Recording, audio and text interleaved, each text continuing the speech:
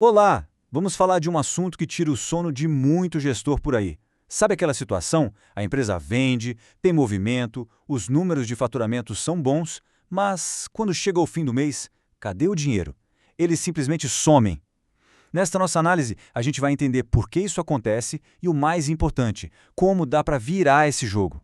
Essa aqui é a pergunta de US$ 1 milhão, não é? Se essa situação soa familiar, é bom saber que o problema raramente está na falta de vendas. Pelo contrário, muitas vezes é o próprio crescimento que acaba expondo uma falha na estrutura do negócio, uma falha que estava ali escondida o tempo todo. E que sensação frustrante, né? É um sentimento de exaustão, parece que a gente rema, rema, rema e morre na praia. Gera um ciclo de muito trabalho que não se converte em evolução para o negócio. Mas por trás desse sentimento, existem causas bem concretas que a gente consegue identificar e, claro, corrigir. Primeiro vamos alinhar o que a gente quer dizer com o não dar lucro aqui. Não é só sobre ter prejuízo no balanço, não. É sobre estagnação. A empresa está ali, ativa, pagando as contas, se mantendo de pé, mas ela não avança, não investe, não cresce de um jeito saudável. Ela basicamente sobrevive, mas não prospera, fica girando em falso. Bom, então se o problema não são as vendas, onde é que ele está? É agora que a gente vai começar a caçar os verdadeiros culpados que, muitas vezes de forma silenciosa, estão comendo toda a lucratividade do negócio. Olha aí os suspeitos de sempre. Um preço de venda que não cobre tudo o que precisa, custos que correm soltos, sem controle, aquele crescimento que vira mais bagunça do que resultado, sabe? E, claro, a perigosíssima mania de tomar decisões importantes com base na intuição, no "eu acho que", em vez de olhar para os números.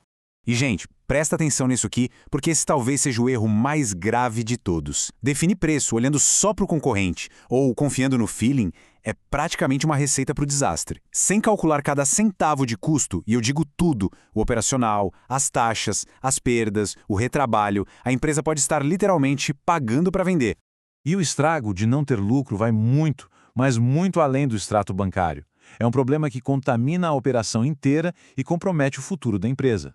Vira uma verdadeira espiral descendente. O caixa está sempre no limite, o que impede qualquer investimento em melhoria ou expansão.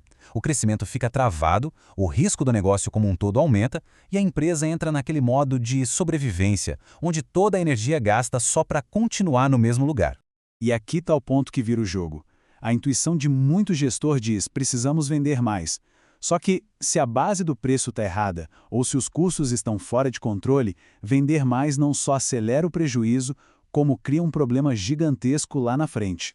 Mas a boa notícia é que tem solução sim, e ela não está em focar desesperadamente no volume, está em retomar o controle. A grande virada é mudar o foco da quantidade para a qualidade da gestão. Então, vamos para a prática. O que dá para fazer agora? Tem 3 ações imediatas que qualquer gestor pode começar hoje. Primeiro, entender a margem de verdade. Saber na ponta do lápis quanto a empresa ganha em cada venda. Segundo, revisar a precificação.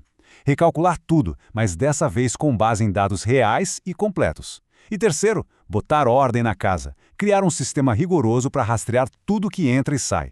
No fundo, a diferença entre uma empresa que prospera e uma que só sobrevive se resume a uma palavra: organização. E veja bem, estrutura não é sobre burocracia, é sobre ter a base sólida para a saúde financeira do negócio.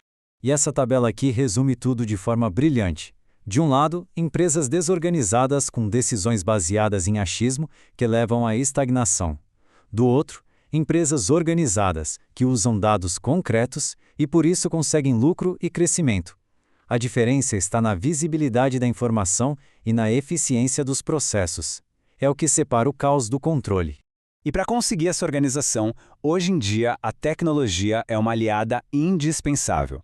Um sistema de gestão integrado, um ERP, deixa de ser um luxo e vira uma necessidade básica.